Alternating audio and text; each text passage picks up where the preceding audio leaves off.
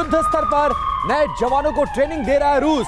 TV9 ने Russian training centre का बाकायदा जायजा लिया है और यूक्रेन से मिल रही सख्त चुनौती के बीच रूस की बड़ी तैयारी है। सर्दियों में जोरदार हमले की तैयारी में है रूस और अपने सैनिकों को बाकायदा ट्रेन करता हुआ नजर आया। चाहे वो टैंक चला सके, चाहे वो ड्रोन ऑपरेट कर सके, चाहे वो तोप चला सके, किसी भी तरह से हर सैनिक को वेल इक्विप्ड किया जा रहा है ताकि आने वाले चुनौतियों से जूझा जा सके और यूक्रेन को बराबर की चुनौती दे सके रूस के आर्मी।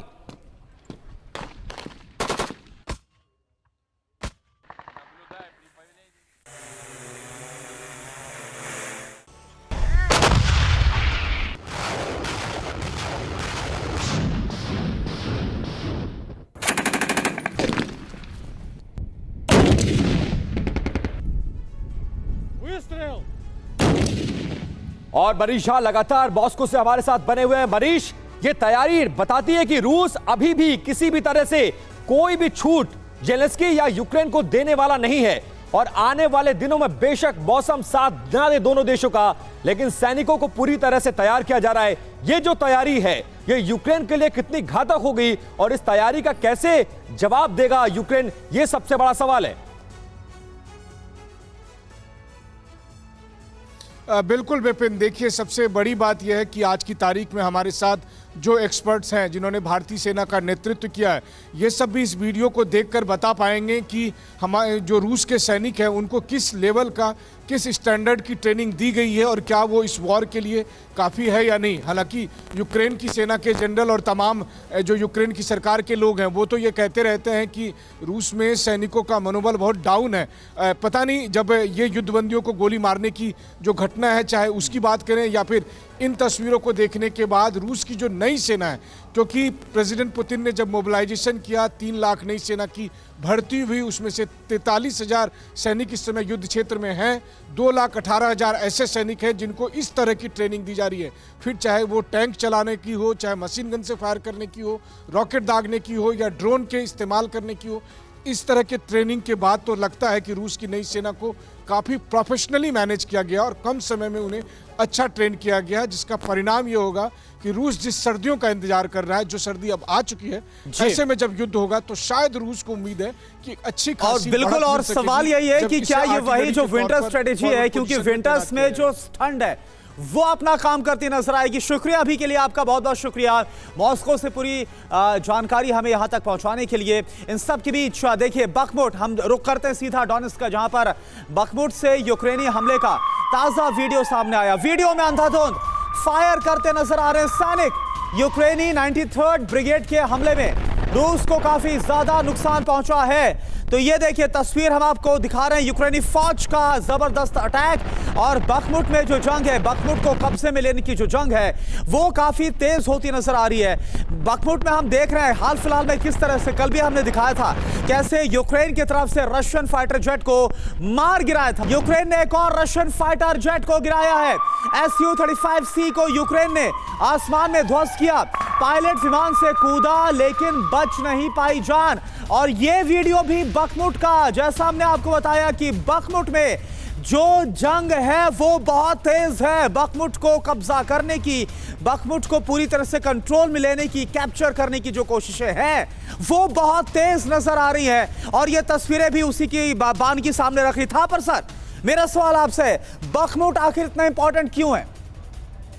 देखिए, अभी आपको समझना होगा कि विंटर्स आ रही हैं, तो विंटर्स में क्योंकि वेदर बहुत कोल्ड होगा तो लड़ाई में थोड़ा सा कमी आ जाएगी। लोग तो दोनों फोर्सेस कोशिश कर रहे हैं कि अपनी अपनी जो पोजीशंस हैं उनको फोर्टिफाई करें, उनके आसपास जो इलाके हैं उनको कब्जा करें और स्ट्रॉन्ग होल्ड बनाएं, क्योंकि विंटर में आप देखेंगे लड़ाई का रुख थोड़ा सा कम हो जाएगा, ठंड बहुत होती है। तो इसीलिए दोनों फोर्सेस कोशिश यही कर रही हैं कि जहाँ जहाँ उनकी स्ट्रेंथ है वहाँ के आसपास के इलाकों को वो अपने लेकिन इलाके सिंह में साहब, बनाए। ये कौन सी स्ट्रेटेजी है? पहले आप कीव पर अटैक करते हैं, एक पल को तो ऐसा लगा था कि राजधानी कीव पर पुतिन की सेना का कब्जा हो गया, वो समय याद होगा आपको। फिर आप वहां से अपने सैनिकों को पीछे ढकेलते हैं, खेरसोन पर कब्जा करते हैं, फिर एक नई स्ट्रेटेजी के साथ वहां से अपने सैनिकों को आप हटा लेते हैं। अब ऑपरेशन कीव के तहत पुतिन आगे बढ़ रहे हैं। ये कौन सी स्ट्रेटेजी है? क्या चल रहा है पुतिन के दिमाग में? देखिए, जब भी वॉर स्ट्रेटजी होती है, एज दी थिंग्स मूव, आपके एक इंटेलिजेंस बेस पे आपकी असेसमेंट होती है कि आप इतने इस फोर्स के दौरान इसको इस एरिया को कैप्चर कर सकते हैं, इतना डिस्ट्रक्शन कर सकते हैं, उतना आप उसको असेसमेंट कर लेते हैं, उसके हिसाब से अपनी फोर्स एप्लीकेशन करते हैं।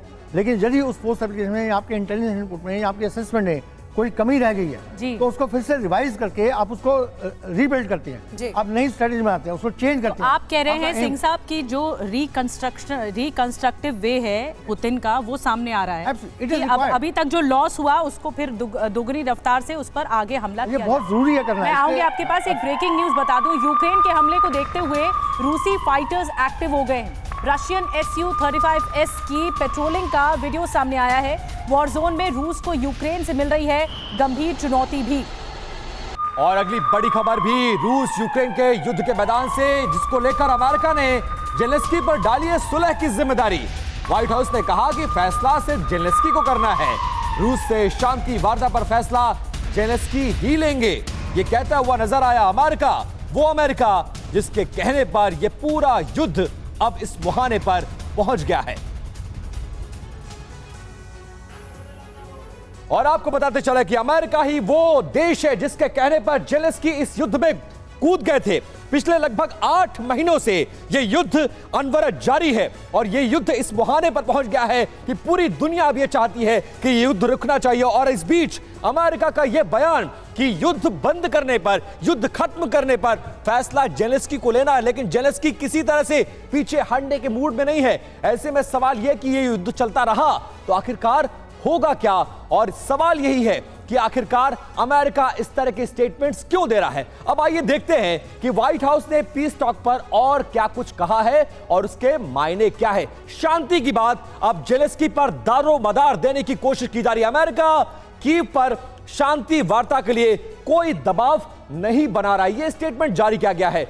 रूस के साथ शांति का कोई भी फैसला सिर्फ जेलेंस्की को करना है, मतलब पूरा दारोमदार जो है वो सिर्फ और सिर्फ यूक्रेन के राष्ट्रपति के ऊपर है। पुतिन ने जिस तरीके से अपनी फौज हटाई है, उसे देखते हुए शांति का यह बेहतर मौका है, यानी ऑप्शन दिया जा रहा है। और पीछे से खेल यह है कि पीछे से अमेरिका भी नहीं चाहता कि यह युद्ध खत्म हो। यह भी है कि जेलेंस्की को यह तय कर रहा है कि शांति का तरीका क्या होगा। डबल स्टैंडर्ड कह सकते हैं इसे अमेरिका का। हालांकि अमेरिका का अपना मानना है कि इस वक्त यूक्रेन अपने पक्ष में बार्गेन कर सकता है, फिर भी यूक्रेन की जो राह है वो आसान नहीं है। ऐसे में अमेरिका जो कह रहा है कि यूक्रेन के लिए अभी अपनी पूरी धरती को आजाद कराना आसान नहीं है, मतलब 8 महीने बाद ये अमेरिका को तय, और अमेरिका को अब ये समझ में आया है क्योंकि यूक्रेन की जो धरती है वो पूरी तरह से घिर गई है युद्ध के मैदान में। और खास तौर से क्रीमिया पर से रूस का जो पूरा हमला है वो कैसे प्लान किया गया। अंशु जोशी फॉरेन एक्सपर्ट के तौर पर हमारे साथ जुड़ी हुई है। अंशु मैम, अमेरिका के इस स्टेटमेंट को जरा समझाने की कोशिश करिए। क्या अमेरिका इस मुहाने पर आने के बावजूद अभी भी प्ले कर रहा है? पूरी दुनिया जानती है कि युद्ध किसके कहने पर शुरू किया गया। अब अमेरिका के इस स्टेटमेंट को आप कैसे समझती हैं, इसके क्या मायने हैं? यदि हमें अमेरिका के इस स्टेप को समझना है तो हमको थोड़ा सा थ्योरेटिकली समझना पड़ेगा। हमारे अंतर्राष्ट्रीय संबंध में एक बहुत ही प्रसिद्ध ऑफेंसिव रियलिस्ट हैं जॉन मर्शाइमर। 2 दिन पहले उन्होंने एक इंटरव्यू दिया जिसमें उन्होंने अपने इस आर्ग्यूमेंट को सामने रखा कि इस पूरे युद्ध में जो असली अग्रेसर है वो अमेरिका है। यूरोप के साथ मिलकर उसने पहले तो नाटो को रीस्ट्रेंथन किया रशिया को डराने के लिए, और जब युद्ध शुरू हुआ एक मिनट, और ये रिसर्च भी शायद इसी पर किया है। बिल्कुल, तो इस चीज से मैं भी सहमत हूं। मैं पिछले कई यहां पर जो मैंने अपनी बातें रखी उसमें इस तथ्य को रखती आई कि नाटो जब रीस्ट्रेंथन हुआ तो रशिया को अपनी सुरक्षा पर एक बड़ा खतरा महसूस हुआ और इसी कारण पहले 2014 में उसने क्रीमिया को एनेक्स किया और अब लेकिन अंशु मैम ये बताइए कितना इंडिपेंडेंट है? ये तो बोल दिया गया है अमेरिका की तरफ से कि फैसला लेना है, लेकिन पहले के बयान बहुत कॉन्ट्राडिक्टरी है। अमेरिका ने इससे पहले जस्ट बोला था कि अब अगर हाँ बोला जाता है, अगर रशिया अप्रोच कर करता है बातचीत के लिए तो ना नहीं बोलना है। तो पहले कुछ और स्टेटमेंट और अब यह कहा जा रहा है कि ज़ेलेंस्की फैसला करे, और क्या ज़ेलेंस्की वाकई फैसला करने की मूड में है, बातचीत की मूड में है? इस पर एक बहुत बड़ा सवाल या निशान है। करुणा, बहुत बढ़िया प्रश्न, लेकिन आप अमेरिका के स्वभाव को देखिए। आप अफगानिस्तान का समय याद कीजिए कि कैसे पहले 70 के दशक में शीत युद्ध के दौरान अमेरिका घुसा वहां पर यूएसएसआर को पीछे हटाने के लिए, और फिर कैसे वहां तालिबान को जन्म देकर आगे बढ़ाकर पीछे हट गया और कह दिया ये अफगानिस्तान का अपना मामला है ना। ऐसे कई उदाहरण है हमारे सामने वैश्विक राजनीति के आप कुल मिलाकर ये कहना चाहती है अमेरिका पर विश्वास नहीं किया जा सकता है, भरोसेमंद नहीं है अमेरिका, इसका निष्कर्ष यही निकलता है अंशु जी की बातों से। अब देखिए एक और बड़ी खबर आ रही है, रूस से शांति की पहल के लिए तैयार नहीं है ज़ेलेंस्की। ज़ेलेंस्की ने बातचीत के खिलाफ दी है अपनी ही अलग दलील। कहा है कि छोटे वक्त के लिए युद्ध विराम चाहता है रूस, सैन्य तैयारियां करने के लिए युद्ध विराम चाहते हैं पुतिन। तो ज़ेलेंस्की अब भी मानने को तैयार नहीं है। एक तरफ जहां पीस टॉक की बात हो रही है तो वहीं दूसरी ओर ज़ेलेंस्की ये कह रहे हैं कि बस थोड़े ही वक्त के लिए चाहता है युद्ध विराम पुतिन, यानी कि इसमें पुतिन की एक अलग स्ट्रेटेजी है। ज़ेलेंस्की मानने वाले नहीं है। आपको याद होगा हमने बताया था TV9 भारतवर्ष पर कि ज़ेलेंस्की चाहते हैं कि जब तक उनकी 5 शर्तें पुतिन नहीं मानते हैं तब तक वो पीस टॉक के लिए रेडी नहीं है।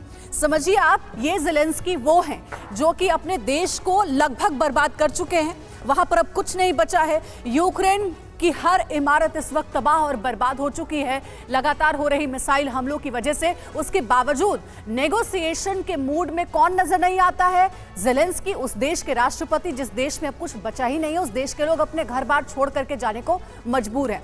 यूक्रेनी राष्ट्रपति का 2 बयान हम आपको सुनवाते हैं, इसके बाद इस बात का पक्का यकीन लगता है कि जंग थमने नहीं जा रही है, यानी आने वाले दिनों में हालात और ज्यादा खराब होंगे, भयावह होंगे। देखिए ज़ेलेंस्की के बयान की ये बेहद एक्सक्लूसिव 2 पंक्तियां जो कि हम आपको बिग वॉल पर बताएंगे। सबसे पहले ज़ेलेंस्की का यूक्रेन के राष्ट्रपति का बयान नंबर 1, रूसी आक्रामकता को पूरी तरह ध्वस्त करने के बाद ही असली शांति आएगी, ये कहा है ज़ेलेंस्की ने। दूसरा स्टेटमेंट क्या है? किसी भी अनैतिक समझौते की कीमत और ज्यादा खून से चुकानी होगी।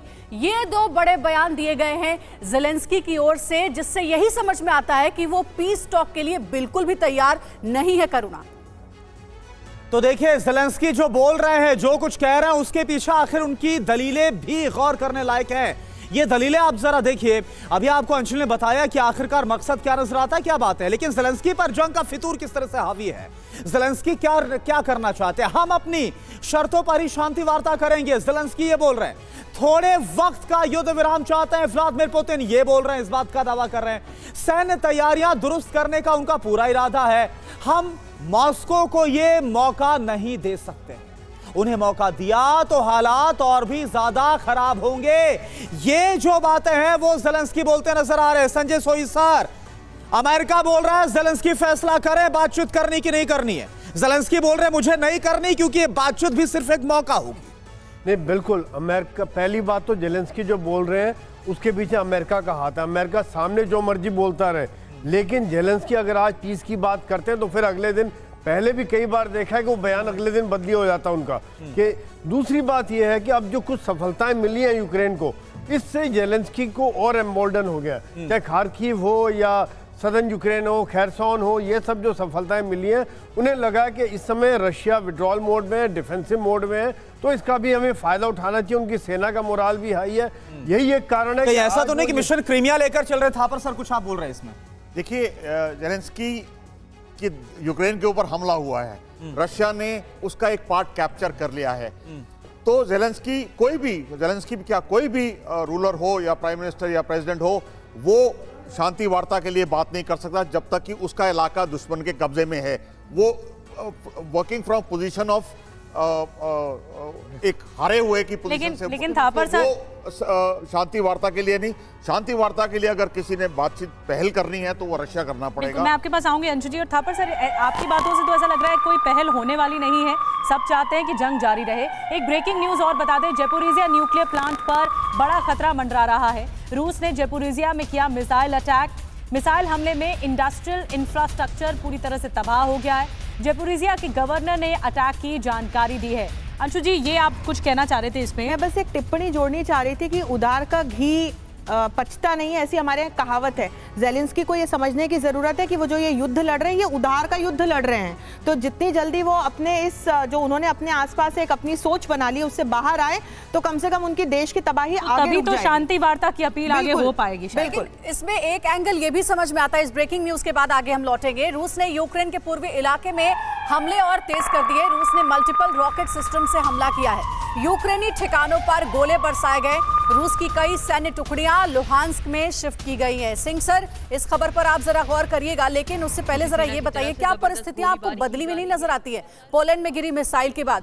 क्या नाटो और अमेरिका थोड़ी अब समझदारी से काम नहीं लेगा ज़ेलेंस्की की रची साजिश के ऊपर? क्योंकि याद होगा आपको कि जब पोलैंड में मिसाइल गिरी थी, इन्वेस्टिगेशन खत्म भी नहीं हुई थी, ज़ेलेंस्की सामने आते और कहते हैं रूस ने ये ठीक नहीं किया, रूस ने ये हमला करवाया है। अब सोचने की जरूरत है, ज़ेलेंस्की पर कितना विश्वास करना चाहिए? बिल्कुल, देखिए ज़ेलेंस्की जो है इस समय एक बुखलाए हुए हैं। उनको वो, जैसे अंशु मैम ने भी बोला कि उधार का घी, वो पूरे टाइम उनके नाटो और अमेरिका की स्ट्रेंथ पर लड़ते आ रहे थे। अब धीरे धीरे अमेरिका और नाटो, स्पेशली अमेरिका, जिसका मकसद तकरीबन पूरा हो चुका है, वो अपने अपने अपने पैर पीछे खींच रहे हैं। जैसे उसने अफगानिस्तान में किया, जो भी बताया गया था, इस तरह से अब ये ज़ेलेंस्की को समझ आ रही है। तो ज़ेलेंस्की को समझ नहीं आ रहा कि उनको यानी ज़ेलेंस्की अब अकेले पड़ गए। बिल्कुल, इनको वो एंगेज करके रखना चाहते हैं। उनको मालूम है कि वो अकेले इस युद्ध को नहीं लड़ पाएंगे, तो नाटो को और अमेरिका को एंगेज रखने के लिए वो इस तरह की हरकतें कर रहे हैं। और ये सवाल सर यही है कि आखिरकार अब ये युद्ध किस तरफ बढ़ रहा है और क्या ये युद्ध कभी खत्म हो पाएगा कि नहीं, और खासकर यूक्रेन का क्या होगा? इसी बीच एक और बड़ी खबर है, उसको आपको बता दें, यूक्रेन के दक्षिणी हिस्से में रूस पर बड़ा हमला है। रशियन ठिकाने पर यूक्रेन ने हमला किया है। 30 से अधिक रूसी सैनिकों के इसमें मारे जाने की खबर है और बड़ी मात्रा में रूसी हथियार और सैन्य साजो सामान भी इस हमले में नष्ट हुआ है। बाकायदा इसका वीडियो भी जारी किया गया है और एक तरह से दिखाने की कोशिश कि यूक्रेन अभी भी पीछे नहीं है, इस युद्ध में बराबर की टक्कर दे रहा है और लगातार रशिया पर हमला बोलता हुआ नजर आ रहा है यूक्रेन, और यूक्रेनी सैनिक उसी की तस्दीक करता हुआ ये वीडियो।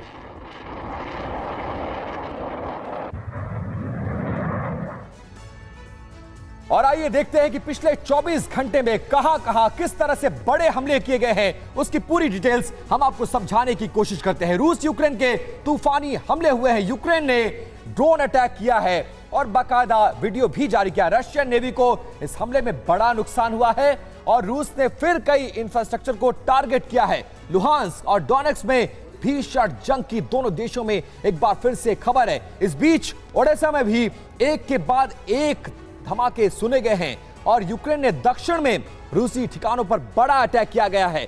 2 जगहों पर यूक्रेनी हमले में 30 से ज्यादा रूसी सैनिकों के मारे जाने की खबर है। खबर यह भी है कि खेरसोन और मिकोलेव में किए गए इन हमलों में रूस को भारी नुकसान हुआ है, बराबर की टक्कर देते हुए नजर आए और इस हमले का दोनों देशों की तरफ से अलग अलग क्लेम भी किया जा रहा है।